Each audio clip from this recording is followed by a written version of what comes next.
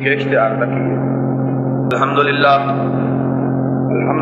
نحمدہ ونستعینہ ونستغفرہ ونؤمن بہ ونتوکل علیہ ونعوذ باللہ من شرور انفسنا ومن سیئات اعمالنا من یهدہ اللہ فلا مضل له ومن یضلل فلا ہادی له نشهد ان لا الہ الا اللہ ونشهد ان محمدا عبدہ ورسولہ اما بعد فإن خير الحديث كتاب الله وخير الهدي هدي محمد صلى الله عليه وسلم وشر الأمور محدثاتها وكل محدثة بدعة وكل بدعة ضلالة وكل ضلالة في النار أعوذ بالله السميع العليم من الشيطان الرجيم بسم الله الرحمن الرحيم واعتصموا بحبل الله جميعا ولا تفرقوا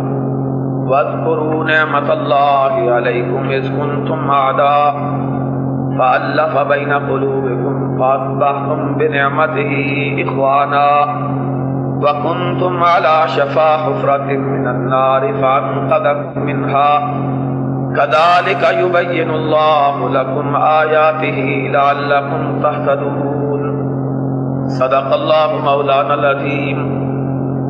حضرات، میرے لیے یہ بڑی خوشی کی بات ہے کہ آج ایک ایسی جگہ اور ایک ایسی شخصیت کی صدارت میں مجھے خطاب کا موقع میسر آ رہا ہے، جو جگہ اللہ کے فضل و کرم سے اس بستی، اس شہر میں کتاب و سنت کے مرکز کی حیثیت رکھتی ہے، اور اس شخصیت کی صدارت میں گفتگو کر رہا ہوں جس کا فیضان اور کتاب و سنت کے لیے جس کی خدمات صرف پاکستان کے مسلمانوں تک محدود نہیں ہیں، بلکہ پوری کائنات میں جہاں جہاں اردو زبان بولنے والے اور سمجھنے والے موجود ہیں، وہاں وہاں اللہ کے فضل و کرم سے ان کا فیض پہنچا ہے۔ میں عادی نہیں ہوں کسی کی غلط تعریف کا، بلکہ لوگ تو ترستے رہتے ہیں کہ ہم کسی کی صحیح تعریف بھی کر دیں، ہمیں وہ بھی توفیق کب ہی ہوتی ہے، لیکن یہ حقیقی بات ہے، اور میں اس لیے آپ کے سامنے اس بات کا اظہار کر رہا ہوں کہ آپ لوگوں کو حضرت مولانا حکیم محمد صادق صاحب کے وجود کو غنیمت سمجھنا چاہیے۔ ان ایسے بزرگوں کا وجود اللہ کی طرف سے ایک انعام ہوتا ہے، اور خوش نصیب ہوتے ہیں وہ لوگ جو زندگی میں کسی کی قدر و قیمت سے آشنا اور آگاہ ہو کر ان کی توقیر اور ان کا احترام کرتے ہیں۔ میں پرسوں رات مظفر آباد آزاد کشمیر میں تھا۔ روزانہ جلسے، طبیعت انتہائی تھکی ہوئی، اور ہر روز کوئی دن خالی نہیں ہے، رات کو جلسہ، صبح کو سفر۔ تو بہرحال میں 2 دن پہلے مظفر آباد آزاد کشمیر میں تھا، تو وہاں جمعیت کے احباب بہت بڑی تعداد میں، اسی طرح جس طرح آج یہاں اللہ کے فضل و کرم سے اجتماع ہے، اسی طرح کا بھرا ہوا اجتماع تھا، اور ساتھیوں نے اس کے بعد ایک استقبالیہ رکھا۔ تو اس میں انہوں نے مجھ سے جو مطالبات اپنے پیش کیے، ان میں ایک مطالبہ یہ بھی تھا کہ ہمیں مولانا حکیم محمد صادق صاحب سیالکوٹی کی کتابوں کا سیٹ بھیجے جائیں، کیونکہ اللہ کے فضل و کرم سے جس قدر دین کی تبلیغ میں ان کی کتابوں نے اثر کیا ہے، اتنا اور کسی لٹریچر سے اثر نہیں ہوا۔ تو میں خوش ہو رہا تھا 3 وجہ سے۔ ایک اس وجہ سے کہ اللہ کے فضل و کرم سے مسلک کی آواز دور دور تک پھیل رہی ہے، دوسری اس بنیاد پر کہ اس مسلک کی آواز کے پھیلانے میں ہمارے محترم مولانا حکیم صاحب کا بہت بڑا جو ہے وہ عمل ہے، تیسرا اس لحاظ سے کہ حکیم صاحب سے ہماری پرانی وابستگی ہے، اور وہ ہماری بستی، ہمارے شہر کی ایک سربراہ شخصیت ہے، اور چوتھا اس بنا پر کہ وہ ہماری مرکزی جمعیت کے مرکزی نائب امیر بھی ہیں۔ اللہ تعالیٰ ان کی حفاظت فرمائے اور ان کا سایہ تادیر ہمارے سروں پہ قائم رکھے۔ اصل میں ہماری ایک بڑی مصیبت ہے کہ ہم شخصیتوں کے بت، ان کو توڑتے توڑتے خود شخصیتوں سے بھی گریز کر جاتے ہیں۔ میں ایمانداری سے سمجھتا ہوں کہ حکیم جیسی شخصیت اگر کسی اور مسلک میں ہوتی تو لوگ ان کو سونے اور چاندی کے ساتھ توڑ دیتے۔ ہم اگر ان کے لیے یہ نہیں کر سکتے تو ہمیں کم از کم اپنی خلوتوں میں ان کے لیے دعا کرنی چاہیے، اللہ ان کو صحت و تندرستی عطا فرمائے اور اللہ ان سے زیادہ اپنے دین کی خدمت اور لے لے۔ حقیقی بات یہ ہے، میں پھر اس بات کو دہرانے پر مجبور ہوں کہ حکیم صاحب کی کتابوں نے جتنی اثر آفرینی دکھائی ہے اور جس کے اتنے اچھے نتائج برآمد ہوئے ہیں، میں سمجھتا ہوں کہ سینکڑوں مبلغوں اور خطیبوں کی وعظوں اور تقریروں سے اتنے لوگ اہل حدیث نہیں ہوئے جتنی حکیم صاحب کی کتابوں سے لوگ اہل حدیث ہوئے، اور انہیں میں مبارکباد دیتا ہوں اور کہتا ہوں کہ حکیم صاحب آپ کے لیے یہ بہت بڑا سرمایہ ہے کہ دنیا بھر میں جہاں جہاں اہل حدیث یا اللہ کی توحید اور سنت سے آشنا لوگ موجود ہیں، وہاں لوگ آپ کو محبت سے یاد کرتے اور آپ کا تذکرہ کرتے، اور جگہ جگہ لوگ یہ کہتے ہیں کہ ہم مولانا محمد صادق صاحب سیالکوٹی کی وجہ سے اللہ کی توحید سے آشنا ہوئے اور اللہ کے رسول کی سنت سے آگاہ ہوئے۔ میرا یقین ہے کہ انشاءاللہ جب تلک ان کا عمل زندہ رہے گا، جب تلک وہ لوگ زندہ رہیں گے، حکیم صاحب کا نامہ اعمال انشاءاللہ بھرا پڑا رہے گا انشاءاللہ۔ تو بہرحال یہ ایک مختصر سی بات تھی۔ میں نے آج بہت زیادہ میری طبیعت خراب تھی، مغرب تک میرا ارادہ یہی تھا کہ میں معذرت کر لوں، اس لیے کہ میں نے جس طرح کی گزارش کی ہے ہر روز کے جلسوں نے کمر توڑ کے رکھ دی ہے، اور پھر جلسے کر کے آدمی میں سمجھتا ہوں صرف وہی جلسوں میں نپ سکتا ہے جو رات کو جلسہ کرے صبح کو سو جائے۔ ہمارے جیسا آدمی جس کو جلسے کے بعد نیند بھی نہیں آتی، صبح کے کام جو ہیں وہ سامنے آتے ہیں، بڑی مشکل ہوتی ہے۔ میں نے پچھلے ہفتے میں میرا خیال میں پنجاب کے ایک حصے سے دوسرے حصے تک ہفتے کے دن میرا جمعے کے دن 3 جلسے تھے، ایک صبح لاہور میں جلسہ تھا، پھر جمعہ پڑھایا، پھر جمعے کی رات کو مرید کے میں جلسہ تھا، پھر ہفتے کے دن کروڑ پکا ہے ایک ملتان کے پاس، وہاں جلسہ تھا، پھر اتوار کو ملتان جلسہ تھا، پھر سوموار کو جہلم جلسہ تھا، پھر منگل کو مظفر آباد جلسہ تھا، پھر بدھ کو اسلام آباد جلسہ تھا، پھر جمعرات بڑی مشکل سے پہنچا، پھر جمعے کو جلسہ تھا، پھر کل جمعہ پڑھایا، پھر جمعے کو ڈسکے میں جلسہ تھا، آج یہاں جلسہ ہے۔ میں تو واقعی آج اتنا تھک گیا تھا، حالانکہ قریب ہے ڈسکا، لیکن کام اتنے تھے کہ مجھے واپس جانا ضروری تھا، تو میں سوچ رہا تھا کہ معذرت کر دوں۔ پھر مجھے خیال آیا کہ مولانا حکیم محمد صادق صاحب فرمائیں گے کہ بھئی اچھا تم نے ہمیں اپنا نائب امیر بنایا، ہم نے پہلا جلسہ کیا ہے، تم تبھی بھاگ گئے ہو۔ تو میں نے کہا کہ ویسے بھی اللہ ان کو سلامت رکھے، ان کو دیکھے ہوئے مدت ہو گئی ہے، اسی بہانے زیارت بھی ہو جائے گی اور حاضری بھی ہو جائے گی۔ میں اس موقع کو غنیمت جانتے ہوئے، جناب قبلہ پیر صاحب بھی موجود ہیں، ہماری جماعت کے نامور، اللہ کے فضل و کرم سے نمایاں اور ممتاز عالم، خطیب، مدرس، فقیہ، محدث حضرت مولانا سید بدیع الدین شاہ صاحب، اللہ ان کو بھی تادیر سلامت رکھے اور ان سے جماعت کو مستفید ہونے کی توفیق عطا فرمائے۔ حقیقی بات یہ ہے کہ جب میں ان بزرگوں کو دیکھتا ہوں تو مجھے یہ احساس پیدا ہوتا ہے کہ ابھی اللہ کے فضل و کرم سے اہل حدیث خیر خیریت سے ہیں۔ جس جماعت میں اتنے بڑے عالم اور اتنے بڑے لکھنے والے موجود ہوں، دنیا کی کوئی طاقت اس جماعت کو شکست نہیں دے سکتی انشاءاللہ۔ یہ اللہ کا دین پھیل کے رہے گا، اگرچہ سیالکوٹی کچھ تھوڑے سے بس ذرا ڈھیلے ہو گئے ہیں دین کے مسئلے میں، لیکن بہرحال یہ آپ اس بات کو ذہن میں رکھیے کہ جس قدر اس وقت کتاب و سنت کی دعوت پھیل رہی ہے، میرے خیال میں پچھلی صدی میں کبھی نہیں پھیلی تھی۔ لوگ دھڑا دھڑ اللہ کے دین کی طرف آ رہے ہیں اور کتاب و سنت کی انہیں خواہش ہو رہی، کتاب و سنت کی طرف لپک رہے ہیں۔ تو یہ ذرا تھوڑی سی ہمت کی بات ہے، یہاں اللہ کے فضل سے نوجوانوں کا ایک پورا دستہ تیار ہو گیا ہے، مجھے امید ہے کہ اللہ ان کی کوششوں کو ضرور کامیاب فرمائے گا۔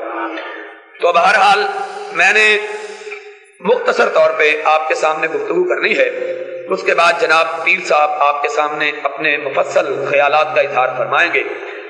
میں سوچ رہا تھا کہ آج کس بات پہ، کس عنوان پہ گفتگو کروں، تو میرے دل میں بہت سے لوگوں نے کہا کہ اس موضوع پہ تقریر ہو، اس موضوع پہ تو حضرت حکیم صاحب پہلے مجھ سے خطاب فرما رہے تھے، تو ان کی بات کو سن کر ہی میں نے یہ فیصلہ کیا کہ آج مختصر طور پر آپ باذوق لوگ ہیں، بڑے بڑے علماء کو، اکابر کو آپ سنتے رہتے ہیں اور آپ بڑے بڑے علماء کے پاس بیٹھنے والے ہیں، بات کو اگر سمجھنے کی کوشش کریں گے تو جلدی سمجھ آئے گی۔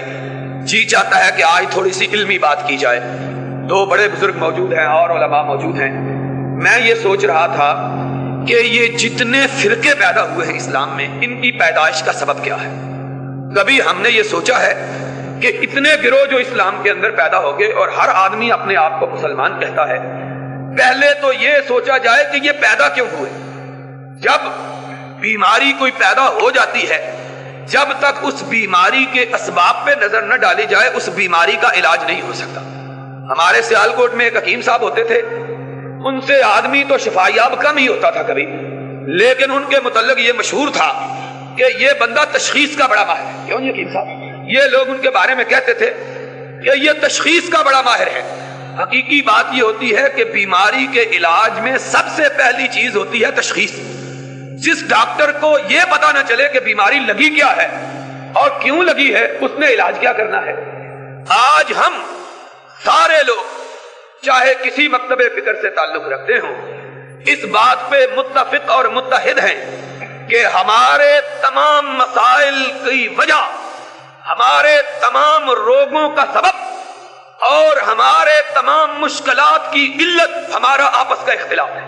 یہ تو ہوگی نا بیماری.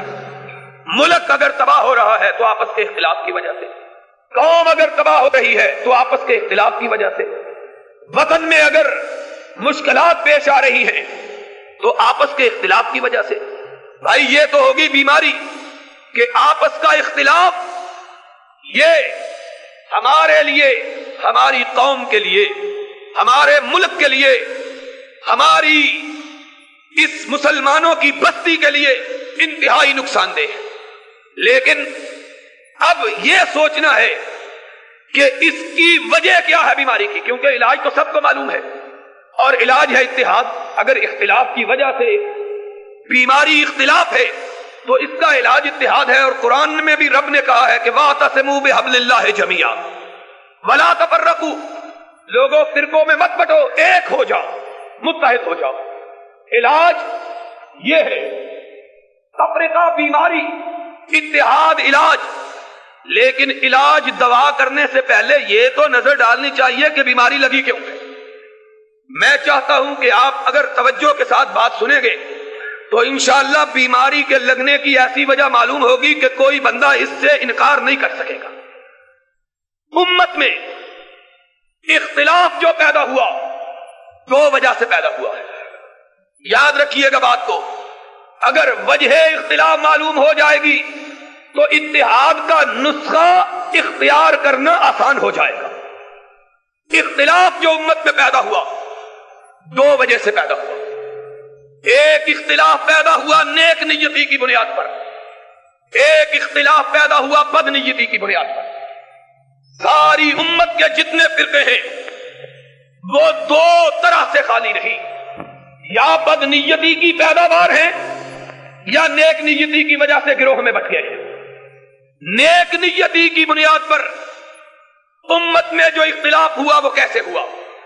نیک نیتی پر اختلاف کا سبب یہ تھا کہ لوگ جب اسلام کو اختیار کر چکے اور اسلام جزیرہ عرب سے نکل کر دور دراز کے علاقوں کو اپنی آغوش میں لے چکا، اس کا ابر رحمت ایران پر، عراق پر، شام پر، مصر پر، اردن پر، لبنان پر، تیونس پر، مراکش پر، حتیٰ کہ سندھ پر، ہندوستان پر، انڈونیشیا پر چھا چکا.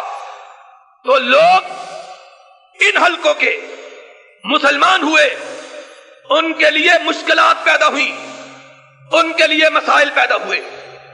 اس مسئلے کو پوچھنے کے لیے انہوں نے اپنے معتبر بزرگوں کی طرف رجوع کیا، عالموں کی طرف رجوع کیا، مفکروں کی طرف رجوع کیا، محدثوں کی طرف رجوع کیا، فقیہوں کی طرف رجوع کیا.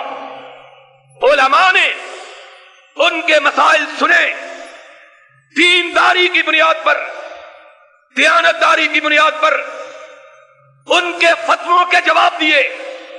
جواب دیتے ہوئے دو چیزیں پیش نگاہ رکھی، ایک رب کا قرآن پیش نگاہ رکھا، دوسرا محمد کا فرمان پیش نگاہ رکھا صلی اللہ علیہ وسلم.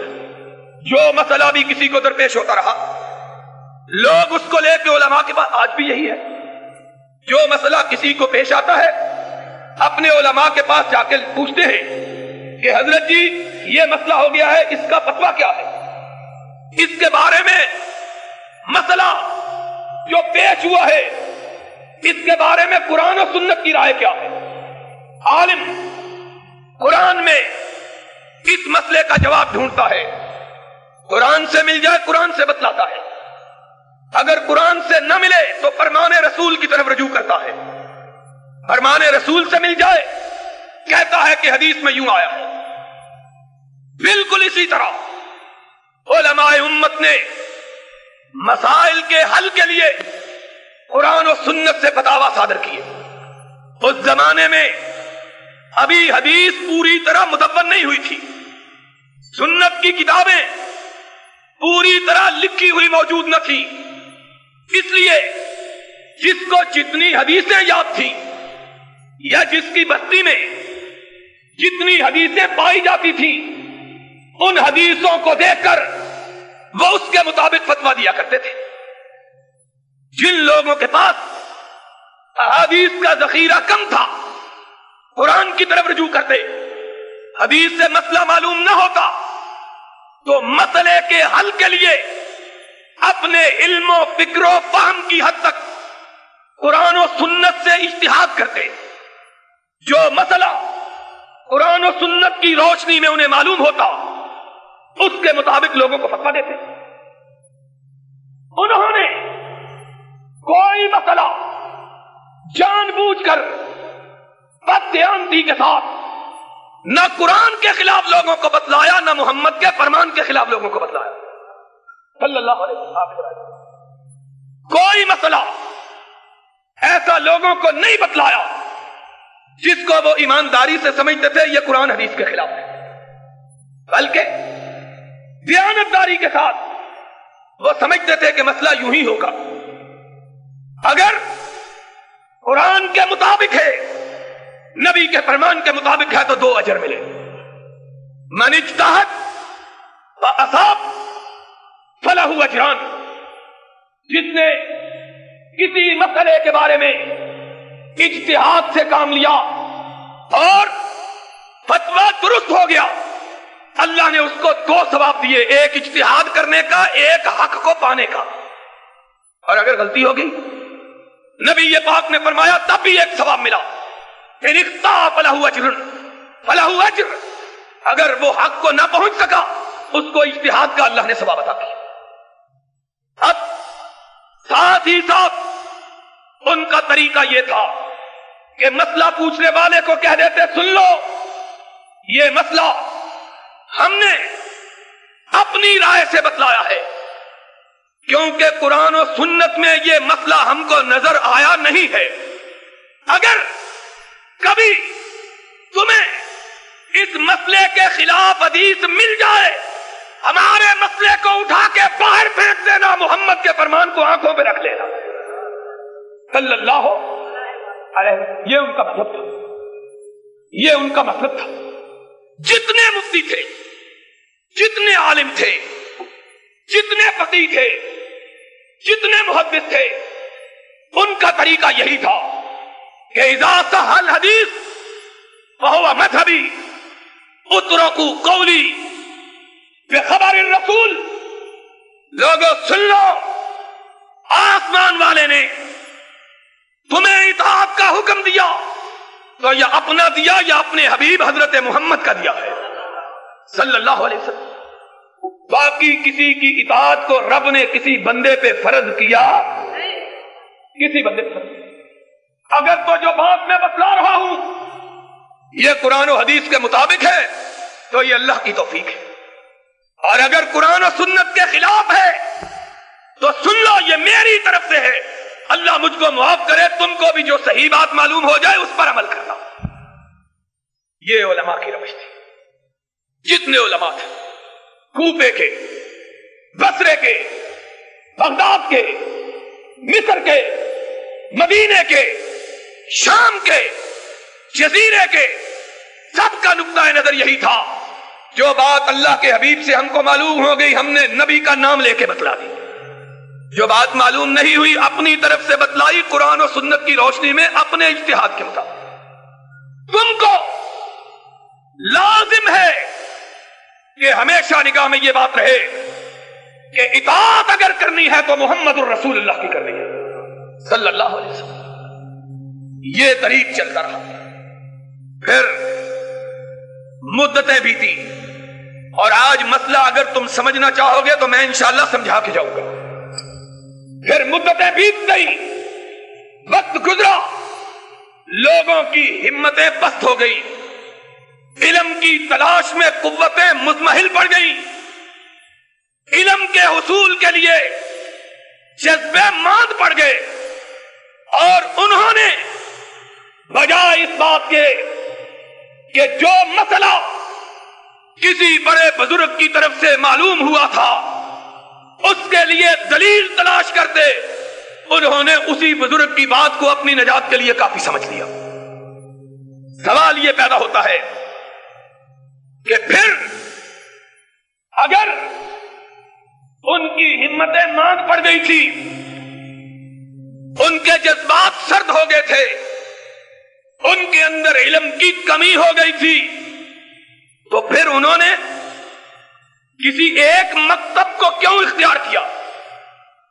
سن لو اچھی طرح بات، یہ جو آج کل کہا جاتا ہے حنفی تھا، شافعی تھا، مالکی تھا، حنبلی تھا، اس کا یہ مطلب نہیں ہے کہ وہ اپنے بڑے کی ہر کہی ہوئی بات کو مانتا تھا، یہ مطلب نہیں ہے۔ تقلید نہ کرتے تھے، کہنے لگے پھر کیا کرتے تھے؟ ہم نے کہا ان کا انداز بالکل وہی تھا جو ان کے بزرگوں کا تھا، ان کے اماموں کا تھا۔ جس طرح وہ کتاب و سنت سے مسئلہ تلاش کرتے، اسی طرح وہ بھی تلاش کیا کرتے تھے۔ سوال پیدا ہوا پھر ان کو حنفی کیوں کہا جاتا تھا اگر مقلد نہ تھے؟ حنفی اس لیے کہا جاتا تھا کہ اس سکول کے پڑھے ہوئے ان کا طرز استدلال بالکل وہی تھا جو امام ابو حنیفہ رحمت اللہ علیہ کا تھا۔ یہ مطلب نہیں ہے کہ حنفی کا مطلب یہ تھا کہ امام صاحب کے مقلد تھے۔ سب سے بڑا حنفی جس کے بارے میں یہ کہا جا سکتا ہے کہ امام ابو حنیفہ رحمت اللہ علیہ کے بعد وہ احناف میں سب سے بڑی شخصیت ہے، وہ دو آدمی ہیں، ایک امام محمد ہیں، ایک قاضی ابو یوسف ہیں، لیکن یہ دونوں ان معنوں میں حنفی تھے کہ انہوں نے اس سکول سے پڑھا تھا جس سکول کا سربراہ امام ابو حنیفہ تھا۔ تقلید کا معنی نہیں ہے، کیوں؟ اگر تقلید کا معنی ہوتا تو مقلد کے لیے اپنے امام کی بات کو رد کرنا کسی صورت بھی درست نہ ہوتا، اور امام محمد اور امام ابو یوسف نے اپنے استاد امام ابو حنیفہ سے 2/3 مسائل میں اختلاف کیا ہے۔ اگر امام صاحب نے 90 مسئلے بتلائے تو 60 میں امام محمد اور قاضی ابو یوسف کا مسلک اور ہے، 30 میں اتفاق کیا ہے۔ اس سے معلوم ہوتا ہے کہ ان کے نقطۂ نظر سے بھی مسائل کے حل کے لیے تقلید کی ضرورت نہ تھی۔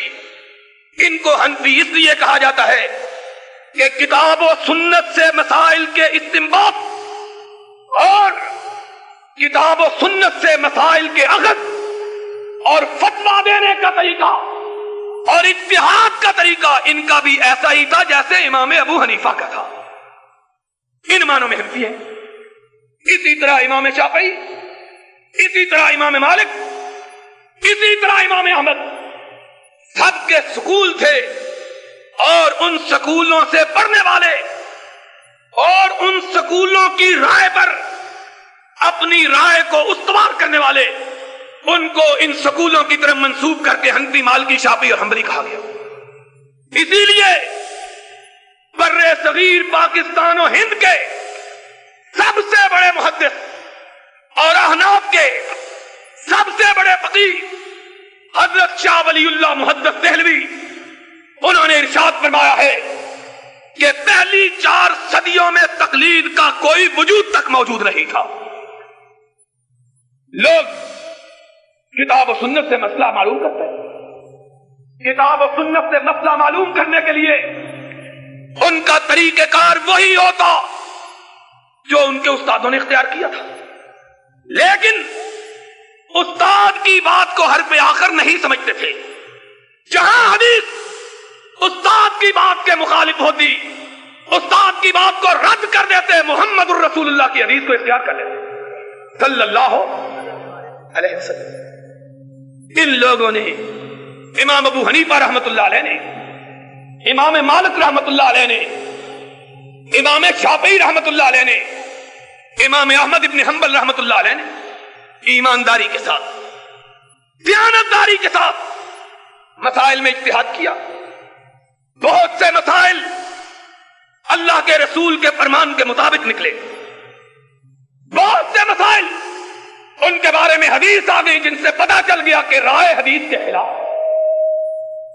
لوگوں کی ہمتیں پست ہو گئی، انہوں نے کہا کون قرآن حدیث کو اٹھا کے پڑھے، جو اس نے کہہ دیا ہے ہم کو منظور ہے۔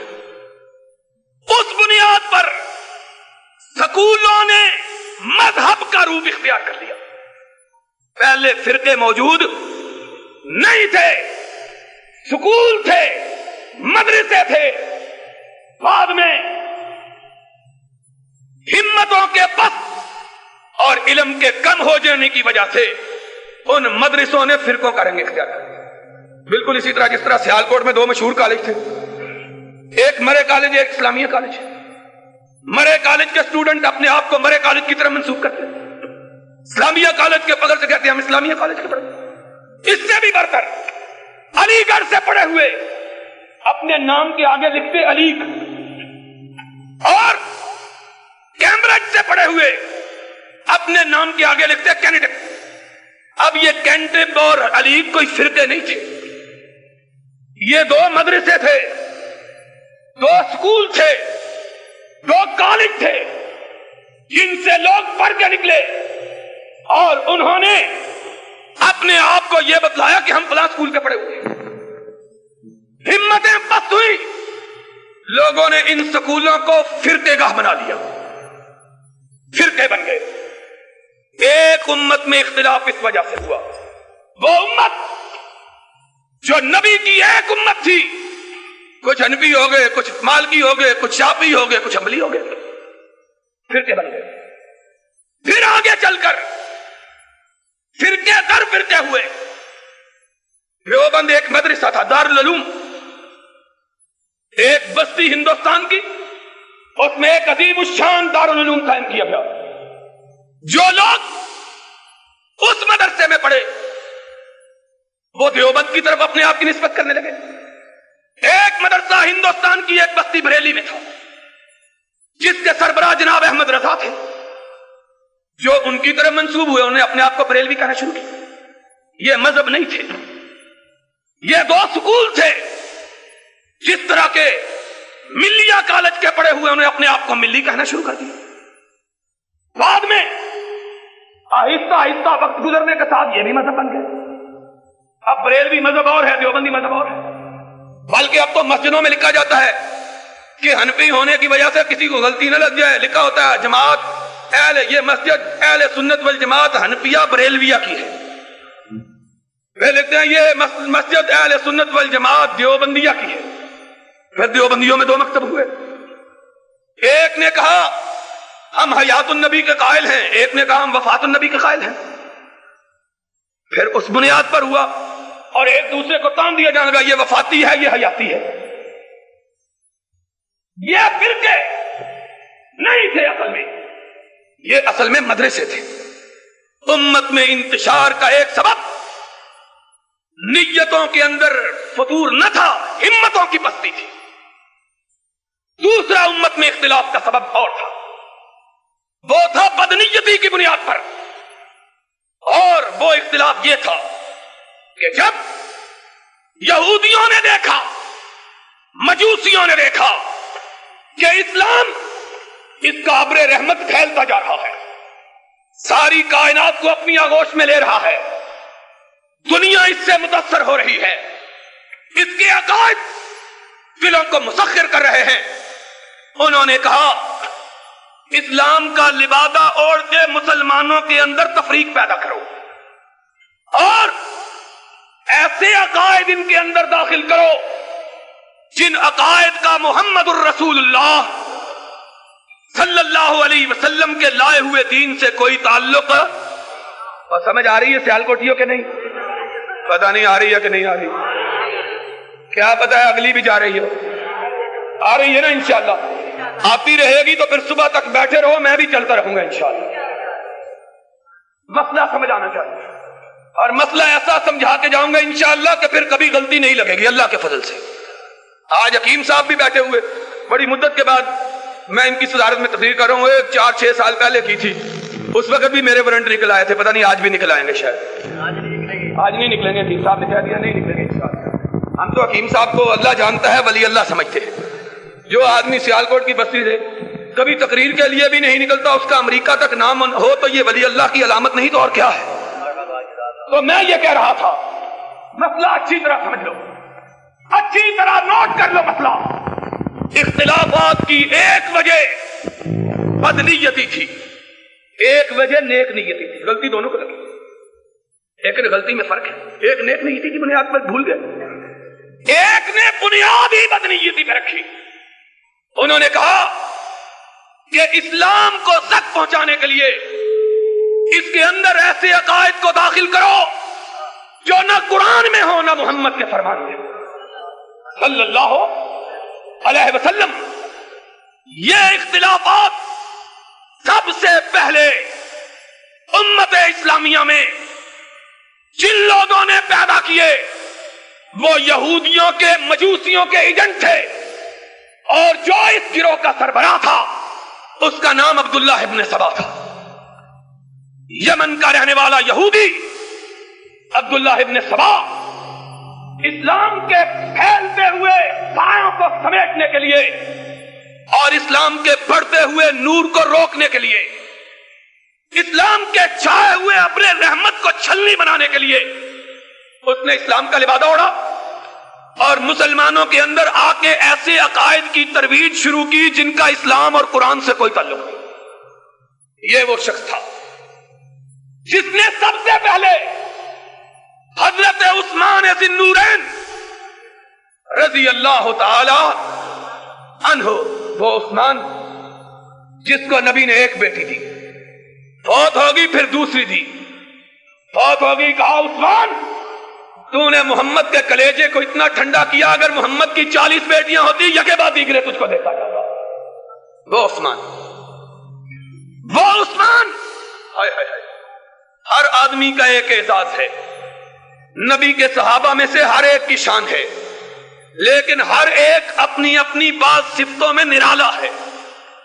عثمان کو ایک ایسا اعزاز ملا جو امت محمدیہ ہی میں نہیں، آدم سے لے کے سرور کائنات کی امت تک کسی آدمی کو وہ اعزاز حاصل نہیں ہوا، اور وہ اعزاز یہ تھا کہ اس ایک آدمی کے عقد میں کسی نبی کی 2 بیٹیاں آئی ہیں۔ یہ اعزاز دوسرا کسی کو نہیں، اور یہ اعزاز بھی کسی کو نہیں ملا کہ نبی پاک نے جن کو عرش والے نے ناطق وحی کہہ کے خطاب کیا ہے، ما ينطق عن الهوى ان هو الا وحی یوحی، انہوں نے ایک جگہ کھڑے ہو کر، ایک مقام پہ کھڑے ہو کر 7 مرتبہ عثمان کو جنت کی بشارت دی ہے۔ جاؤ کوئی ڈھونڈو، کھا لو یہاں سے، کوئی ڈھونڈو، جنت کی بشارتیں اور بھی بہت سو کو ملی، کبھی ایک جگہ کبھی دوسری جگہ۔ تنہا عثمان تھا جس کو جیش اسرا کے موقع پر ایک جگہ کھڑے ہو کے ناطق وحی نے 7 مرتبہ جنت کی بشارت دی تھی، اور کہا ما ذر عثمان ما عمل بعد اليوم قد یا عثمان انی اشہد لک بالجنہ۔ عثمان بس کرو، عثمان بس کرو، میں رب کا نبی گواہی دیتا ہوں کہ اللہ نے تجھ کو جنت عطا فرما دی ہے۔ وہ عثمان جس کو میرے جیسے طالب علم نے شمار کیا، اس ایک جگہ چھوڑ کے نبی نے 16 مرتبہ الگ الگ دفعہ جنت کی بشارت دی تھی۔ اس عثمان کے زمانے میں یہ یہودی ایجنٹ یہودی آیا اور اس نے لوگوں کو عثمان کے خلاف بھڑکایا۔ اس نے پہلے مرتبہ یہ کہا کہ علی رسول کا وصی، اور اسی طرح علی وصی ہے جس طرح یوشع ابن نون موسیٰ کا وصی تھا۔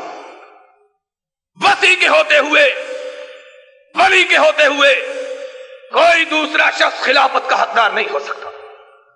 یہ ایک ایسا عقیدہ تھا جس کا اسلام میں کوئی وجود موجود، اور میں نہیں کہتا، میں کہا کرتا ہوں کہ عربی کا ایک محاورہ ہے الفضل ما شہدت بہ الاداء، حق وہ ہے جس کی گواہی دشمن بھی دے، اور اردو کا بھی محاورہ جادو وہ جو سر چڑھ کے بولے۔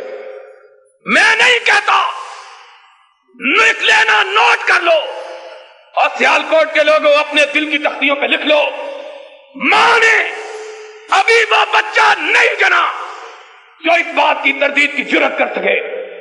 3 شیعہ کتابیں جو سب سے پرانی کتابیں ہیں، ایک 3 صدی ہجری کی لکھی ہوئی فکر و فرق الشیعہ نوبختی کی، دوسری 4 صدی ہجری کی لکھی ہوئی رجال کشی، تیسری ایران کے ایک ملا شیعہ ملا کی لکھی ہوئی تنقیح المقال۔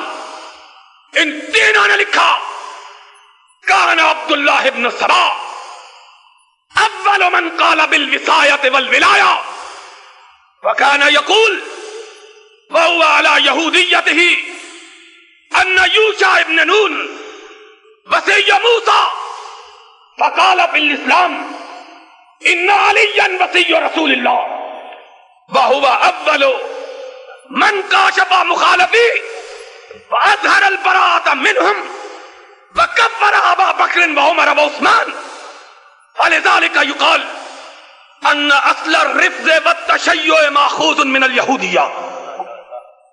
3 شیعہ کتابوں کا حوالہ، تینوں نے کہا کہ سب سے پہلے اسلام میں جس نے علی کے وصی ہونے کا اعلان کیا وہ یمن کا یہودی عبداللہ ابن سبا تھا، اور یہ جب یہودی تھا یوشع ابن نون کو موسیٰ کا وصی کہا کرتا تھا، جب ظاہراً اسلام قبول کیا علی کو وصی نبی کہنا شروع کیا۔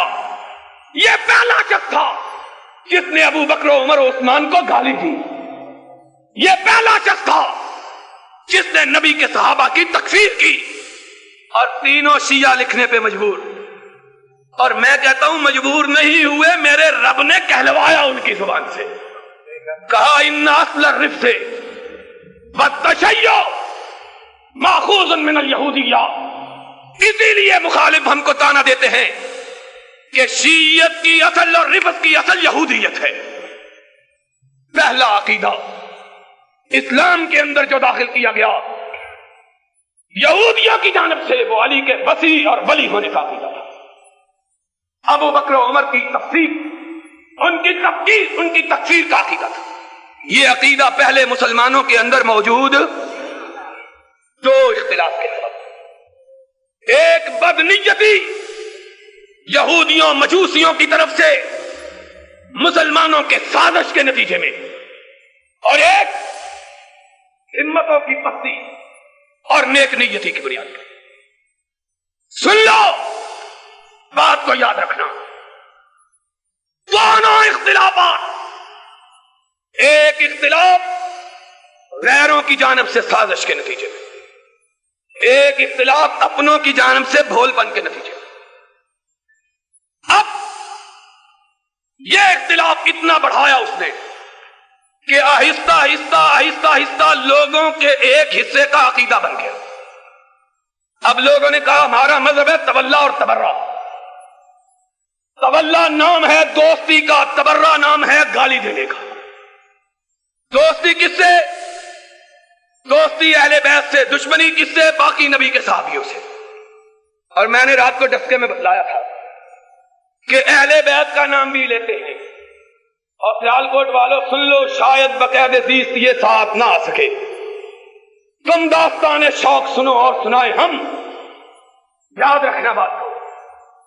کہتے ہیں اہل بیت، یہاں بھی ہم لوگوں کو کہتے ہیں جی ہمارا مذہب اہل بیت کا۔ کون سے اہل بیت؟ اہل بیت نبی، نبی کے اہل بیت میں سب سے پہلے اگر شامل ہے تو अम्मा आयशा शामिल है कि कुरान में रब ने जब भी अहले बैत का नाम इस्तेमाल किया नबी की बीवी के लिए किया है। 12वां पारा इब्राहिम का वाकया। जात रसूलुना इब्राहिम बिल बुशरा कालू सलामा काला सलाम वमा लबिसा अन जा बिलहनी फलम्मा रआ अयदियहुम ला तसिलु इलैहि नकिरा। और हल्का सा तर्जुमा भी हो जाए, हमारे फरिश्ते इब्राहिम के पास इंसानी सूरतों में आए, इतना मेहमान नवाज था, मेहमानों को देखा, उनको बिठाया और घर की तरफ चल निकला। बिन पूछे बछड़ा ज़बह किया, उसको भूनने के लिए रखा, खाना तैयार कर। हमारी तरह नहीं था कि मेहमान आ गया, कहा कहां से मुसीबत आ गई है, और आ ही गया तो कहता है बोतल पियोगे कि चाय? अब कोई बड़ा ही बेशर्म होगा जो अपने मुंह से कहेगा कि ये पीऊंगा। भाई पिलानी है तो मंगवा लो। तो कहता है नहीं जी कोई बात नहीं। वो अभी उसके मुंह से निकलता है कोई बात नहीं, कहता जा फिर नालचो ठंडा पानी काट के ले आओ। हमारा हाथ ये है, जब कोई जाता है ना कहते हैं कुछ खाओगे जी, कोई बात है क्यों नहीं कि साहब जिसने खिलाना होता है वो ये पूछता है कुछ खाओगे जी। वो बड़ा ही होता है, कहता अच्छा फिर खावांगे चाहे अपना कलेजा ही खुआओ, खा के जाएंगे। मगर ना आदमी जो सही मानों में मेहमान नवाज होता है पूछता नहीं है। आए इब्राहिम था ना, और हमारे मैं कहा करता हूं लाहौर में ये मिसाल दिया करता हूं, लाहौर ये बड़े उस्ताद हैं।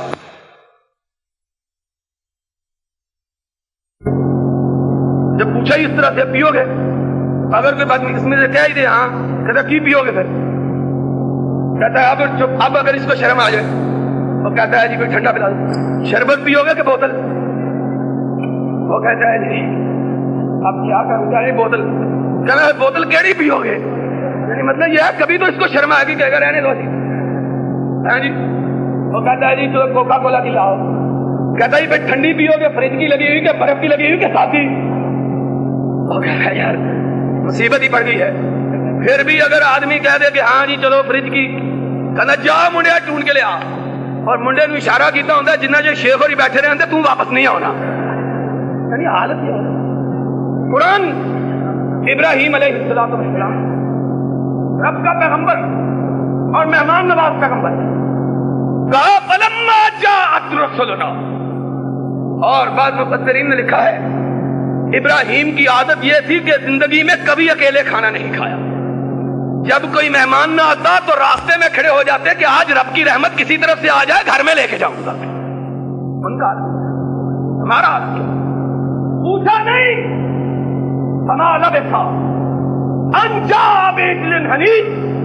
इधर मेहमान आए, इधर बछड़ा ज़बह किया, भूना और लाके सामने रखा। फलम्मा रआ अयदिया ला तसिलु इलैहि नकिरा। देखा खाना आगे रखा हुआ, खाते ही नहीं। हाय हाय हाय, फिर बात याद आ गई। कम अज कम वो निमक हरामी नहीं किया करते थे। जिसका खाते उसके खिलाफ बात कहना गवारा न करते। जो चाहे दोस्त होते तो खा लेते, दुश्मन है जो नहीं खाते। और कुरान हाय हाय, मौलवियों ने कुरान से तो दूर रखा हुआ है। कुरान आएगा वापी आ जाएगा अंदर, इसीलिए। और इंशाअल्लाह कुरान आएगा और किताब और सुन्नत का मसलक पाकिस्तान में छाएगा इंशाअल्लाह, छा के रहेगा। आएगा कुरान, कुरान रोशनी, और जहां रोशनी आती है वहां अंधेरे बाकी रह सकते नहीं पढ़ने देते कुरान। कुरान औजसा मिनहुम ग़ीबा, इब्राहिम डर गया। दुश्मन है, खाते नहीं है, दुश्मन है, डर गया। अगर गैब जानता होता, पता होता ये दुश्मन नहीं ये फरिश्ते हैं, लेकिन पता चल सका। अब मौलवी टाकी लगाता है, टाकी ना लगाए तो तर्जुमा सही नहीं होता। क्या लगाएगा टाकी? मैंने एक बड़ी किताब हदीस की, हाय हाय, खुद बदलते नहीं कुरान को बदल देते हैं। क्या गुलामी में बदल जाता है कौमों का ज़मीर। उसने कहा कि जब हुजूर के पास फरिश्ता जिब्रील आया पहले दिन, कहा इकरा, पढ़ो। हुजूर ने कहा मां ना बेकारे, मैं तो पढ़ा हुआ नहीं हूं, क्या पढ़ूं? अब ठोस लगती थी ना, ठेस चोट पड़ती थी। तर्जुमा किया, किताब उर्दू की, तर्जुमा पंजाबी में। کہنے لگا جبریل نے کہا پڑھو، حضور نے کہا جہاں میں نہیں ہوں پڑھتا، جہاں میں نہیں ہوں پڑھتا۔ اور نبی کی یہ محبت ہے، میرے نبی نے کبھی ایسا لفظ اپنی زبان اقدس سے نکالا ہی نہیں ہے، کبھی نہیں نکالا میرے نبی۔ اتنا متواضع، اتنا خاشع، اتنا رب سے ڈرنے والا، اس کی زبان سے ایسا تبختر کا لفظ نکلے، ایسا لفظ کبھی نبی کی زبان سے نکلا ہی۔ اوجس منہم خیفہ، ڈر گئے، دیکھا کہ رب کا نبی ڈر رہا ہے۔ قالوا لا تخف، مت ڈرو۔ کیوں نہ ڈروں؟ کہا جن کو تو انسان سمجھ رہا ہے، ہم فرشتے نہیں، ہم انسان نہیں، ہم تو خدا سے بھیجے ہوئے فرشتے۔ بات لمبی نہ ہو جائے۔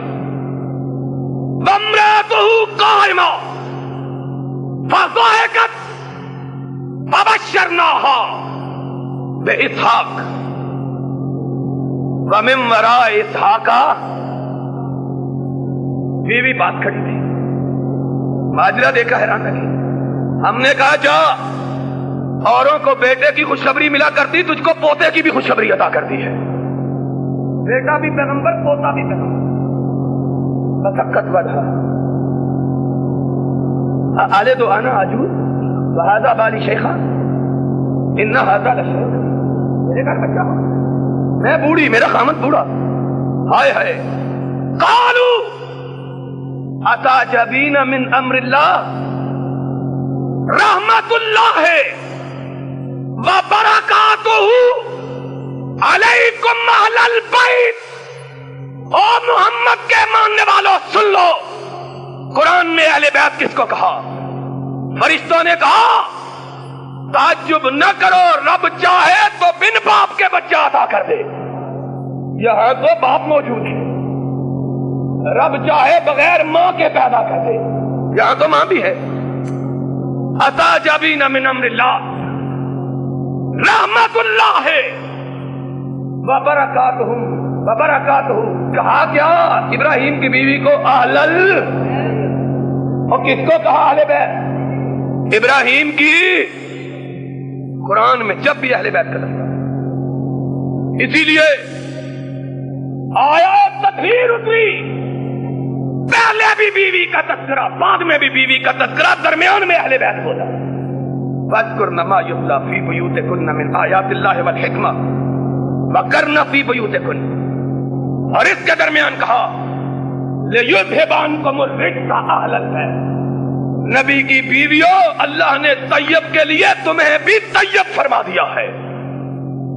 کہتے ہیں ہم اہل بیت کو ماننے والے، اور کون سے اہل بیت کو مانتے ہو؟ اہل بیت میں تو سب سے اونچی اماں عائشہ، اور وہ اماں عائشہ جس پہ تہمت لگی، اس نے آنکھوں کی جھڑی اپنے رب کی بارگاہ میں کھڑی کی، آنسو اترے عرش والے سے، عائشہ کے آنسو نہ دیکھے گئے۔ جبریل کو بھیجا، عائشہ کی برات کے لیے قرآن میں 18 آیتوں کو نازل کر دیا۔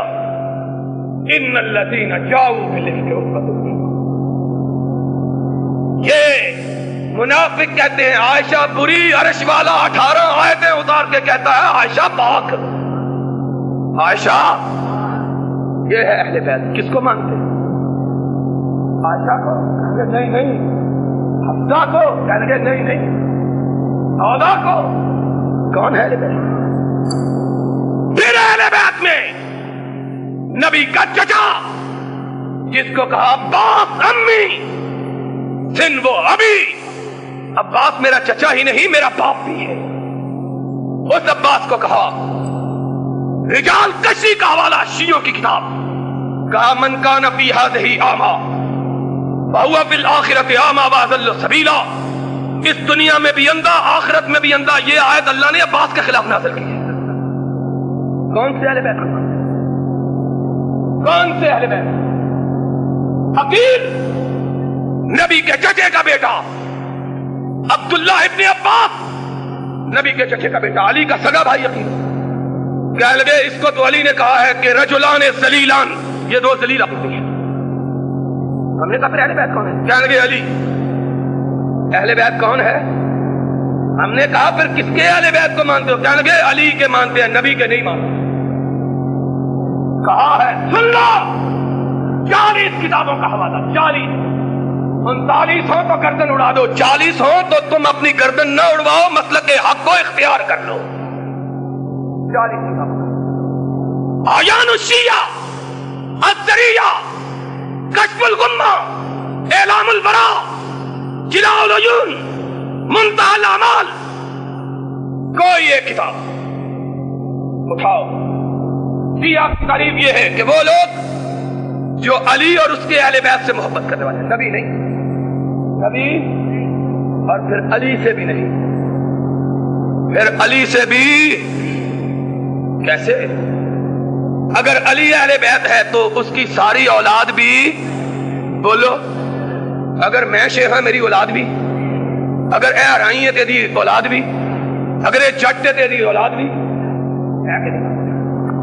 علی کے 18 بیٹے، علی کے، اٹھاؤ تاریخ یعقوبی کو، اٹھاؤ مروج الزام مسعودی شیعہ کو، اٹھاؤ کشف الغمہ اربلی شیعہ کو، اٹھاؤ فصول المہمہ ابن سائق شیعہ کو، اٹھاؤ جلاء العیون ملا باقر مجلسی شیعہ کو، اٹھاؤ الارشاد شیخ مفید شیعہ کو، اٹھاؤ اعلام البراء تبرسی شیعہ کو، اٹھاؤ منتہی الاعمال مرزا عباس قمی شیعہ کو، سب نے لکھا علی کے 18 بیٹے، علی کے، کہنے لگے سارے خارج، اہل بیت میں صرف حسن اور حسین، 16 خارج، باقی کتنے؟ پھر کس کو مانا؟ حسن کو، اور ہم نے کہا چلو انہی کو لے لو۔ حسن کے 44 بچے، حسن کے کتنے بچے؟ 44 بچے، کہنے لگے سارے اہل بیت سے خارج، سارے اہل بیت سے۔ حسین اس کے 13 بچے، کہنے لگے 12 خارج، صرف زین العابدین اہل بیت میں سے۔ پھر زین العابدین کے 6 بیٹے، کہنے لگے 5 خارج، صرف محمد باقر جو ہے وہ اہل بیت میں سے۔ پھر باقر کی ساری اولاد خارج، صرف جعفر اہل بیت میں سے۔ پھر جعفر کے 6 بیٹے، بڑا بیٹا اسماعیل، اس سے چھوٹا عبداللہ حفصہ، اس سے چھوٹا محمد، اس سے چھوٹا موسیٰ کاظم، اس سے چھوٹا علی، کہنے لگے سب خارج، اہل بیت میں ہے تو موسیٰ ہے صرف۔ تم نے کیا کیا؟ تم نہ نبی کے اہل بیت کو مانو نہ علی کے اہل بیت کو مانو، تم ان کو مانو جن کو تمہارا جی چاہے، جن کو تمہارا۔ اور بات کہہ دیتا ہوں، غصہ نہ کرنا، علی اہل بیت میں سے اس لیے کہ نبی کا داماد ہے، اور علی کا داماد عمر کیوں اہل بیت میں سے نہیں ہے؟ اگر داماد ہونے کی وجہ سے کوئی بندہ اہل بیت میں شامل ہو جاتا ہے تو بدلو، فاطمہ کی بیٹی کا شوہر اور علی کی لخت جگر کا شوہر عمر کیوں اہل بیت میں سے نہیں؟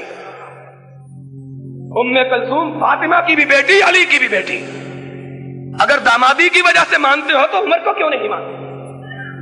کوئی یہ نہ کہے کہ جناب علی کی بیٹی سے عمر کا نکاح نہیں ہوا۔ جاؤ حکیم صاحب ہمارے یہاں اللہ کے فضل سے نمائندہ، ہمارے سربراہ سیالکوٹ میں مولانا عتیق صاحب، مولانا محمد علی جاباز صاحب، ہمارے مولانا یوسف صاحب، یہ سب یہاں موجود۔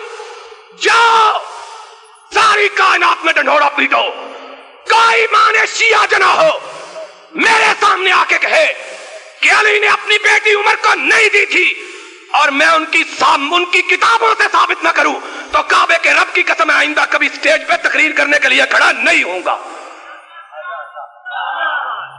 جاؤ ان کو کہو 18 روایتیں تمہاری کتاب کی، 18 روایتیں تمہاری کتاب کی، سب کی سب کہے کہ علی کا داماد کون تھا؟ عمر فاروق رضی اللہ تعالی عنہم اجمعین۔ تو بات یہ ہو رہی تھی، لمبی نہ ہو جائے بات، پیر صاحب نے بھی بات کی، میں کہتا تھا 10 منٹ بات کروں گا پھر بھاگاؤں گا۔ چنگا بڑی رات ہے تو میں بھی اتھی رہ پاؤں گا پھر راتی کی گل ہے، اپنے گھر اتھے بھی۔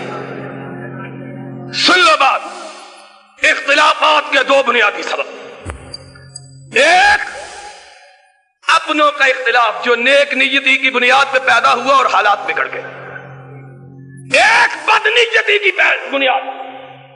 کہا کیا کہتے کیا ہے؟ اذانوں میں حصہ بنا لیا، علی ولی اللہ خلیفۃ و رسول اللہ بلا فصل۔ ہم نے کہا حل ہو جاتا ہے، اذانے دینے سے مسئلہ حل ہو جائے تو ہم بھی اذانے دینا شروع کر دیتے ہیں۔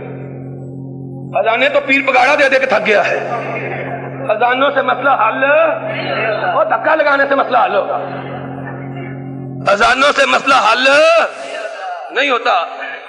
تبھی تو لوگ نمازوں تک پہنچے ہیں اور بزدل اذانے دے دے کے مسئلے حل کرتے ہیں۔ علی، ہم نے کہا کیسے خلیفہ تھا کون؟ کہنے لگے تھا تو ابو بکر۔ ہم نے کہا اس کے بعد کون تھا؟ کہنے لگے عمر۔ ہم نے کہا اس کے بعد کہنے لگے عثمان۔ ہم نے کہا پھر تمہارا یہ خلیفہ بلا فصل کیسے بن گیا؟ رضی اللہ تعالی عنہ۔ کہنے لگے رب نے بنایا تھا۔ ہم نے کہا رب جو بنانا چاہے دنیا کی کوئی طاقت اس کو ہٹا سکتی؟ جو رب کرنا چاہے ساری کائنات مل کے بھی اسے بدل سکتی؟ قل اللہم مالک الملک تؤتی الملک من تشاء تنزع الملک ممن تشاء وتعز من تشاء وتذل من بیدک الخیر۔ اللہ تو چاہے تو کائنات بدل جائے، تیرے ارادوں کو بدلا جا سکتا؟ مجھے یاد آ گئی ہے بات، سن 74 میں مجھ پہ قتل کا کیس بنا اور شیخاں دے کدی کدی بندہ ہے، انہوں بیچارے نے کدی چڑی بھی نہیں ماری، مجھ پہ بنایا کیس قتل کا۔ اللہ، اور قتل کا وہ کیس جس کو FIR درج گورنر پنجاب نے کروائی، پاکستان کی تاریخ میں اس کی مثال نہیں ملتی۔ FIR صوبے کے گورنر نے درج کروائی، اس کی کوئی مثال برِ صغیر کی تاریخ میں نہیں۔ خود گورنر FIR درج کرواتا اور جلوس نکلوایا، جلوس خود نکلوایا گھر نے۔ گورنر وہ تھا، کہتا تھا صوبے میں میری اجازت کے بغیر پتہ نہیں ہل سکتا۔ ہم نے کہا بچو ہم نے تو ہلتا رہنا ہے، تو منجی پیڑی ٹھکوانے کے لیے باہر بھاگ جائے گا۔ کیس درج کروایا قتل کا، ساری گورنمنٹ مجھ کو پکڑنے پہ تلی ہوئی، اور مجھے بات آ گئی ہے یاد، کبھی میں نے اس کا تذکرہ نہیں کیا۔ میری والدہ لاہور تشریف لائی، مجھے وکیلوں نے کہا کہ تم گھر سے جاؤ جب تک ضمانت کے لیے ہم اپلائی نہیں کرتے، تو میری والدہ تشریف لائی، میں ملنے کے لیے گیا تو میری والدہ نے سلام پھیرا، نماز پڑھ رہی تھی، نہر میں گاڑی گر گئی تھی، لمبا واقعہ پتا ہے سب کو، اس پر قتل کا کیس۔ تو میری والدہ نے کہا جس رب نے رات کی تاریکی میں نہر کی موجوں سے بچایا تھا، اللہ اس سے بھی بچائے گا۔ اور پھر سارا دور گورنمنٹ نے لگایا اور بچانے والا موجود تھا آنچ تک۔ مجھے لوگ کہتے تو شے ہو کے نہیں ڈرتا؟ میں نے کہا شے ہو کے کیسے ڈروں، پیدا بھابھیوں کے گھر ہوا ہوں، ڈروں کیسے؟ یقین ہے کہ قل اللہم مالک الملک تؤتی الملک، اور وہ جس نے قتل کا کیس بنایا اور بنوایا، جب وہ جیل میں گیا تو پھر چین نے کہا چھوڑ دو، امریکہ نے کہا چھوڑ دو، روس نے کہا چھوڑ دو، برطانیہ نے کہا چھوڑ دو، اور شاید سیالکوٹ والوں تمہارے لیے یہ بات انکشاف کی حیثیت رکھتے ہو کہ دنیا کا ایک ملک بھی نہ تھا جس نے بھٹو کے لیے سفارش نہ کی، حتیٰ کہ سعودی عرب جس کی روایت سے یہ بات خارج ہے، انہوں نے کبھی کسی کے لیے اپیل وکیل نہیں کیا۔ سعودی عرب نے بھی کہا، اس کو آسمان والے نے کہا فیصلہ ہو چکا ہے، اور جس کا فیصلہ آسمانوں پہ ہو جائے دنیا کی کوئی طاقت اس کو روک سکتی؟ کیسے کہتے ہو؟ کہنے لگے رب نے علی کو بنایا۔ ہم نے کہا رب نے بنایا تو ہٹایا کس نے؟ کہنے لگے عمر نے۔ ہم نے کہا معاذ اللہ، تمہارے رب سے ہمارا عمر تکڑا ہو گیا نا پھر۔ کوئی عقل کی بات کرو. ہمارا ایمان یہ ہے ساری خدائی ایک طرف, عرش والا ایک طرف. ساری خدائی مل کے خدا کے فیصلے کو بدل سکتی. اصل لو عقیدہ توحید کا پختہ کر لو. بابیا جما لو اس عقیدے کو, ذہنوں میں بٹھا لو. ساری کائنات ایک طرف ہو, رب کائنات ایک طرف ہو. کائنات مٹ جائے گی, رب کائنات کا ارادہ. اور یہی دعوت تھی محمد الرسول اللہ. ساری کائنات مل کے نبی کو مٹانے کے لیے نکلی. اپنے مخالف, بیگانے مخالف, مدینے مکے والے مخالف, قریش والے مخالف, بنو ہاشم کے لوگ, اپنا چچا ابو لہب مخالف, سب خلاف. ابو طالب نے کہا بھتیجے اب چھوڑ دو بات, ساری دنیا مٹانے پہ تل گئی ہے.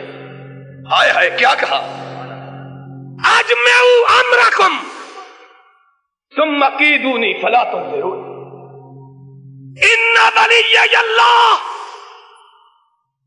الذی نزل الکتاب وہو یتولی الصالحین. مکہ والو, ساری کائنات تمہاری طرف, رب کائنات میری طرف ہے. اور جس کی طرف رب کائنات ہے دنیا کی کوئی طاقت اس کو گزند پہنچا سکتی. کیا کہتے ہیں, کہنے لگے اللہ نے بنایا عمر نے ہٹا دیا. مذاق ہو گیا نا, اللہ نہ ہوا. کیا بات کرتے ہو. ہم نے دیکھا کہ موسیٰ کی پیدائش سے پہلے ہزاروں بچے اس بچے کی خاطر, موسیٰ کی خاطر فرعون نے مروائے. ہزاروں مروائے کہ یہ نہ پیدا ہو. اور عرش والے نے کہا جب یہ پیدا ہوا, ہم نے کہا تیری چھاتی پہ چڑھ کے جیے گا. ہائے ہائے, اللہ کی قسم توحید کا عقیدہ تو صرف اس بات سے بات ثابت ہو جاتا ہے, پتہ چل جاتا ہے توحید کیا ہے, قدرت والد کی قدرت کیا ہے. ساری کائنات میں جاسوس بچھائے, مٹا دو بنی اسرائیل کے گھر جو بچہ ہو, تاکہ کوئی موسیٰ نہ بن سکے. کوئی موسیٰ, اور جب موسیٰ بن گیا تو موجوں کو کہا اس کو لے کے اس کے گھر کی طرف چلو. لوگوں کے گھر آ کے مارتا تھا, میں تجھ کو اس کے گھر لے کے جاتا ہوں, مار کے دیکھے تو صحیح. کھیل بچوں کا ہوا, یہ کوئی بات ہے. یہ کہتا ہے میں مٹا دوں گا, اور جس کو میں نے بچانا ہے مٹا کے دیکھے تو صحیح. پیدا ہوا بچہ, ماں نے دودھ پلانے سے انکار کر دیا. اللہ نے کہا دودھ کیوں نہیں پلاتی. ہم جولنے کہنے لگی بچے کو دودھ پلاؤ, بلک رہا ہے. کہا اس کو دودھ کیا پلاؤں جو گھڑیوں کا مہمان ہے. ابھی فرعون کے جلاد آئیں گے, ابھی اٹھا کے لے جائیں گے, ذبح کر دیں گے. ماں بچے کو دودھ نہیں پلاتی, اپنی محبت اور اپنا خون بھی پلاتی ہے. کیا پلاؤں, چند گھڑیوں کا مہمان. آسمان والے نے کہا او ہے نا. ہم نے کہا ان کے کہنے پہ نہیں پلاتی, ہمارے کہنے پہ پلا. اللہ کیا پلاؤ. کہا لا تخافی لا تحزنی, مت غم کرو, مت خوف کھاؤ, ہم جو تیرے ساتھ ہیں. اللہ فرعون کے جلاد تو آئیں گے, تو کیا کرے گا. کہا پچھواڑے پہ دریا بہ رہا ہے, جب وہ آئیں تو تو اس کو پچھواڑے پھینک دینا. اللہ فوجوں سے بچا کے موجوں کے حوالے کر دوں, ان کا کام ڈبونا. کہا ان کو ڈبونا کس نے سکھایا ہے. جن موجوں کا کام ڈبونا ہے میں حکم دوں گا تو بچے کے لیے جھولے کا کام دے گی. القی ہے بالیم لا تخافی لا تحزنی. اور عرش والے تو نے کیا کہا, انا رادوہ الیک وجاعلوہ من المرسلین. موسیٰ کی ماں پھینکو دریا میں, ہم لے رہے ہیں تجھ سے موسیٰ, اور لیں گے تو موسیٰ لیں گے, دیں گے تو کلیم اللہ بنا کے دیں گے. انا رادوہ الیک, پھینک دیا. اصبح فؤاد ام موسیٰ فارغا, ماں تھی نا, بچہ نہیں پھینکا, دل بھی پھینک دیا. قرآن اصبح فؤاد ام موسیٰ, دل نہ رہا سینے میں. اس کی بہن کو کہنے لگی جا میرے ہیرے کو دیکھ, میرے چاند کو دیکھ, کہاں جاتا ہے. ہائے, بچی بھاگی ہوئی آئی, کہا ماں جس کے مارنے والے سپاہی آئے تھے موجیں اسی کے گھر لے کے جا رہی ہے۔ اللہ نے کہا دیکھو تو صحیح تماشا، تو اپنی قوت آزما کے دیکھ، میں اپنی قدرت آزما کے دیکھتا ہوں۔ تم نے خدا کی قدرت کو سمجھا کیا؟ موجوں کو کہا دور دور نہ لے جاؤ، اندر سے لے کے جاؤ۔ فرعون کی بیوی گھر کے اندر بیٹھی، کہا باہر نکل، تیرے خامند کا دشمن آ رہا ہے، تو آرام سے بیٹھی ہوئی ہے۔ قرآن فَالْتَقَطَهُ آلُ فِرْعَوْنَ لِيَكُونَ لَهُمْ عَدُوًّا وَحَزَنًا۔ موسیٰ بہتے ہوئے وہاں سے آئے، فرعون کی بیوی نے اٹھایا، دیکھا کہ آسمان سے چاند اتر آیا ہے۔ نبی سے خوبرو چہرہ کائنات میں کسی کا ہوتا؟ تمہیں کیا پتا ہے، تم نے تو پنجاب کے دیسی نبی کا چہرہ دیکھا ہوا ہے۔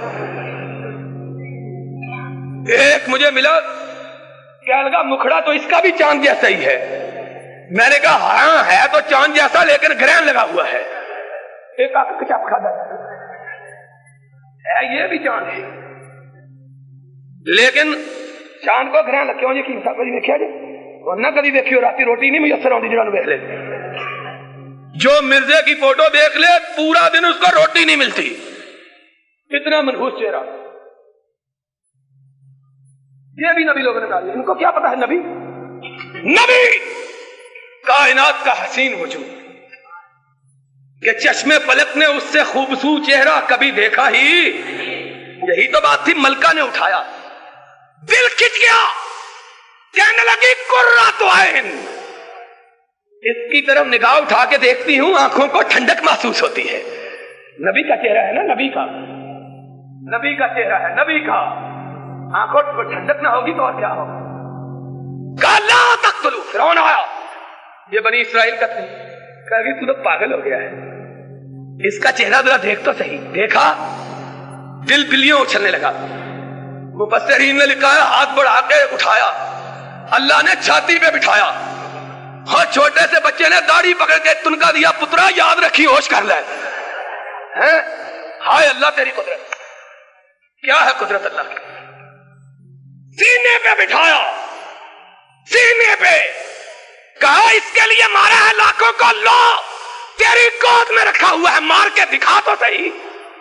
یہ ہے میرے اللہ کی قدرت، مار کے دکھا کر ساری قوتیں گم ہو گئی۔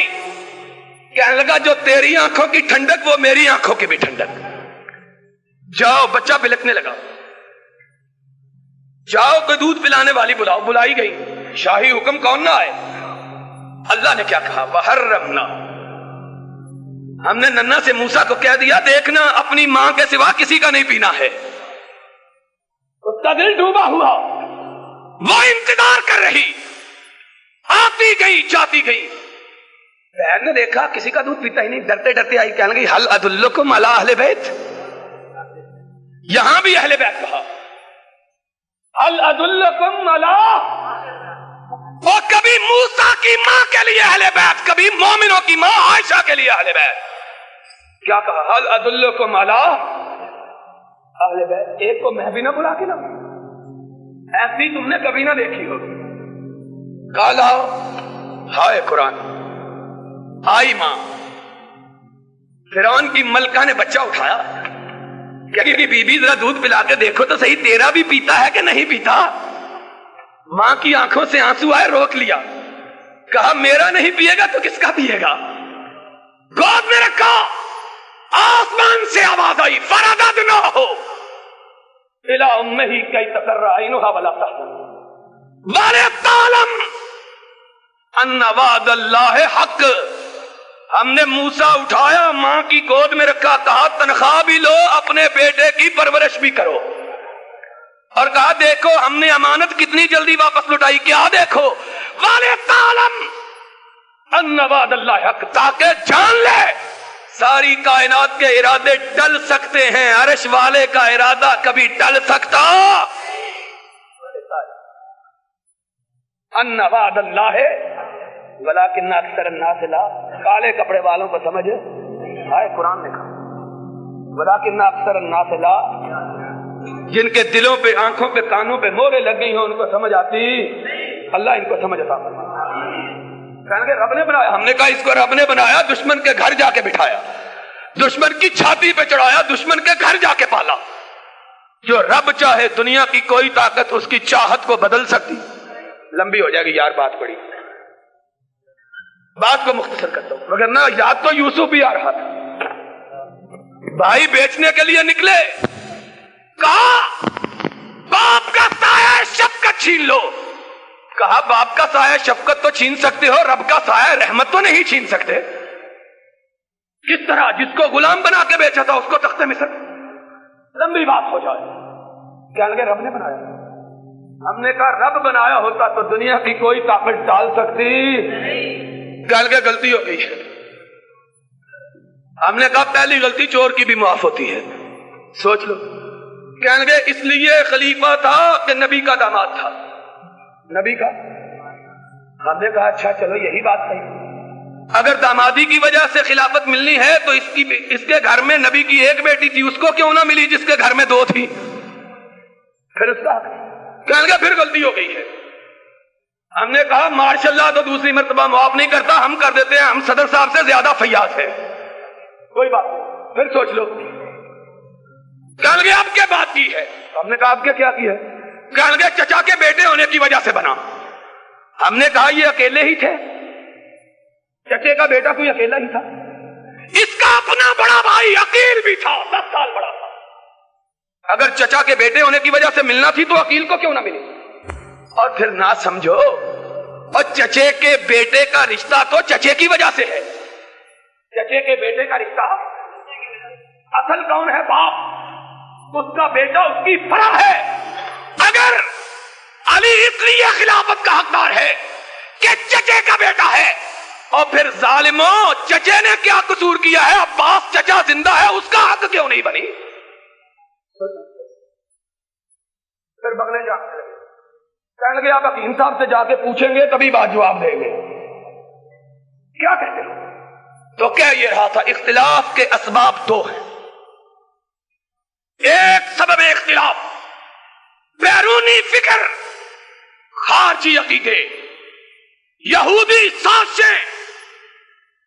ان سے تو شاید اتحاد کی کوئی صورت نہ بن سکے. لیکن وہ لوگ جو لوگ نیک نیتی کی بنیاد پہ جدا ہوئے, ان کا کیا ہے؟ وہ آپس میں مختلف کیوں ہیں؟ کہنے لگے ان کو کیسے متحد کیا جائے؟ ہم نے کہا ان کے متحد کرنے کا طریقہ آسمان والے نے قرآن میں بیان کیا ہے. ان تنازعتم فی شیء فردوہ الی اللہ والرسول. آؤ کسی مسئلے میں اختلاف ہو جائے, رب کے قرآن کی طرف آؤ, محمد کے فرمان کی طرف آؤ. اختلاف ختم ہو جائے. کبھی اختلاف باقی رہ سکتا. اور سن لو بات, آج میں تعصب کی بنیاد پہ نہیں کہتا, خدا کی قسم ہے ہم تعصبات کو دین کے معاملے میں حرام سمجھتے ہیں. میں یہ کہتا ہوں آج پوری امت کو متحد ہونا چاہیے, پوری امت میں اتفاق ہونا چاہیے. لیکن اتفاق تبھی ہو سکتا ہے کہ نسخہ وہ اختیار کیا جائے جو خالق نے بتلایا ہے. مخلوق کے نسخے کارگر ہو سکتے, خالق کا بتلایا ہوئے نسخہ. تم کہتے ہو ہم فلاں کی مانتے ہیں, یہ کہتا ہم فلاں کی مانتے ہیں, وہ کہتا ہے ہم ان دونوں کے لیے ہم فلاں کی مانتے ہیں. تم کیا کہو گے؟ کہیں گے ہم کہتے ہیں ہمارا بزرگ بڑا ہے. ہم نے کہا دوسرا کہتا ہے میرا بڑا ہے, تیسرا کہے گا میرا بڑا ہے. اب کشتی تو ہو نہیں سکتی کہ کشتی سے فیصلہ ہو جائے. کیوں جی؟ اب کیا کریں؟ ہم کہتے ہیں سب بڑے ہیں, سب کا احترام لازم ہے جو قابل احترام ہے, اور کسی بزرگ کی شان میں گستاخی کرنا جائز. لیکن یہ مسئلہ حل ہو سکتا اس لیے کہ آدمی جس کے بھی پیچھے لگتا ہے اس کو بڑا سمجھ کے لگتا ہے, اس کو بڑا سمجھ کے ہی. آؤ طریقہ ہم بتلاتے ہیں. ہم کہتے ہیں تمہارا بھی بڑا, ان کا بھی بڑا, ان کا بھی بڑا اور تم سب کے بڑے اپنی جگہ، لیکن آؤ اتفاق اس پہ کر لو جس کو عرش والے نے بڑا بنایا ہے۔ ورفعنا لکا، ورفعنا لکا، اب بولو ورفعنا لکا۔ یہ کسی اور کے بارے میں کہا گیا، اور یہ وہ ہے جو اس کو تم بھی بڑا مانتے ہو، یہ بھی بڑا مانتے ہیں، وہ بھی بڑا مانتے ہیں۔ پھر اس کی طرف آ جاؤ جو سب کا بڑا ہے، پھر اس کی طرف آ جاؤ جو سب کا بڑا ہے، اس کی طرف آ جاؤ گے تو اختلاف باقی نہیں۔ اور میں سیالکوٹ کے اس عظیم کتاب و سنت کے مرکز میں اپنے ان بزرگوں کی موجودگی میں ڈنکے کی چوٹ، ببانگے دہل، برسرے ممبر اس بات کا اعلان کرتا ہوں کہ اہل حدیث اپنے کسی بڑے کو نہیں مانتے، اگر مانتے ہیں تو محمد الرسول اللہ کو مانتے ہیں صلی اللہ ہو۔ بڑے ہم نے بھی بہت قسم خدا کی اگر ڈھیریاں ہم نے بنانی ہوتی تو اتنی بنتی کہ لوگ دیکھا کرتے، لیکن ہم نے کہا بار چلانے سے کوئی بڑا نہیں بنتا، بڑا وہ ہوتا ہے جس کے قبر کے اندر چراغ جل رہا ہو، اندر چراغ جلے تب بڑا ہے۔ بار کا کیا ہے؟ بار کا کیا ہے؟ آؤ ہم دعوت دیتے ہیں سب کو، ہم کسی کو برا نہیں کہتے، کیوں یقین بات ہے، ہم کسی کو برا، ہم سب کو کہتے ہیں، اور تم سارے ان باتوں کو مان لو جو تمہارے بزرگوں نے کہی ہیں، اور تمہارے سب کے، ہم سب کے بزرگوں نے کیا کہا؟ ما آتاکم الرسول فخذوہ وما نہاکم عنہ،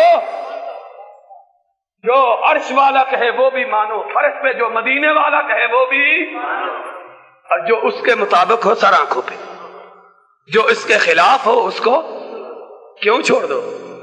اس لیے کہ اگر اس کی بات کے مقابلے میں اس کی بات لے لی تو اس کی بات اونچی ہو جائے گی، اس کی نیچی ہو جائے گی، اس کی اور مدینے والے کی بات اگر نیچی ہو جائے تو قرآن کہتا ہے ان تحبط اعمالکم وانتم لا تشعرون، جس کی آواز مدینے والے کی آواز سے اونچی ہوگی وہ مومن،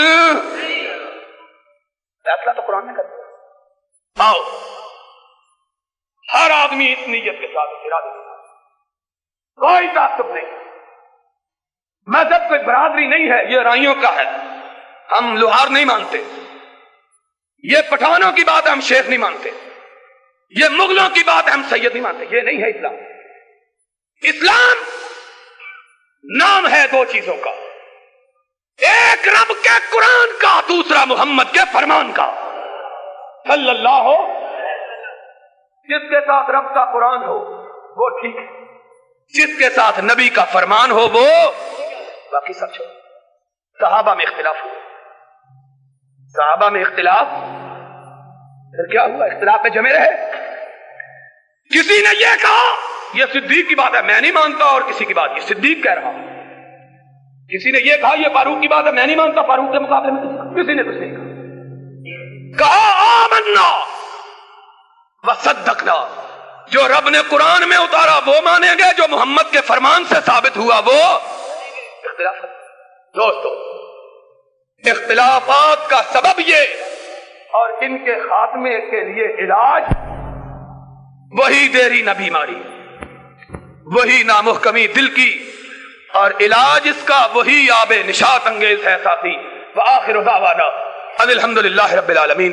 ابھی میرے بعد ہماری جماعت کے انتہائی نامور بزرگ، عالم، محدث، فقیہ اور ہمارے انتہائی قابل احترام بزرگ حضرت مولانا سید بدیع الدین شاہ صاحب آپ کے سامنے اپنے خیالات کا اظہار فرمائیں گے۔ میں نے موضوع ان کے لیے متعین کر دیا ہے، جان بوجھ کے میں نے بات ادھوری چھوڑی ہے، انشاءاللہ وہ آپ سے بتلائیں گے۔ اگر ان کا دل چاہا تو موضوع ایک متعین ہو گیا ہے کہ صحابہ کے درمیان اختلاف ہوا، انہوں نے کیسے ختم کیا۔ اللہ ہم کو اور آپ سب کو اپنے اختلافات کتاب و سنت کی روشنی میں حل کرنے کی توفیق عطا فرمائے، اور اللہ ہمیں راہ حق پہ چلنے کی توفیق عطا فرمائے۔ وآخر دعوانا الحمدللہ رب العالمین۔